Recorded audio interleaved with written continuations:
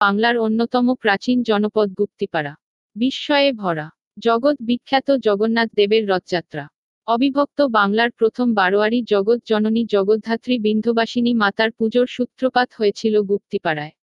দেশকালিকা মাতার মন্দির সহ বহু সুপ্রাচীন মন্দির, দেবালে এখনো নিত্য পুজো হয়। পাশের গ্রাম বলাগ্রের নৌকা যেমন জলযান হিসাবে বিখ্যাত, ঠিক তেমন ভাবেই পালকি স্থলযান হিসাবে বিখ্যাত। গুপ্তিপাড়ার বিশ্বম্ভর বাবু পালকি চড়েই পান্ডুয়াতে যাতায়াত করতেন তার বস্ত্র বিপণী বা কাপড়ের দোকানে ব্যবসা করতে। পালকি বিলুপ্ত হলেও গুপ্তিপাড়ার বিশ্বম্ভর বাবুর পালকির কথা লেখা আছে ছোটদের বইয়ের পাতায়।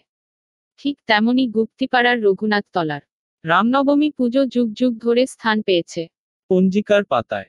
গুপ্তিপাড়ার রঘুনাথজির সম্বন্ধে ব্যক্তিগত অভিজ্ঞতা তাম্রলেখতে লিখে গেছেন টেনিশন সাহেব। ভগবান রঘুনাথ নিজেই তার ভক্তদের হৃদয়ে বাস্তব রূপে দেখা দিয়েছেন। এই এক অনুপম দর্শন, যা অনুভব করতে হয় হৃদয় দিয়ে।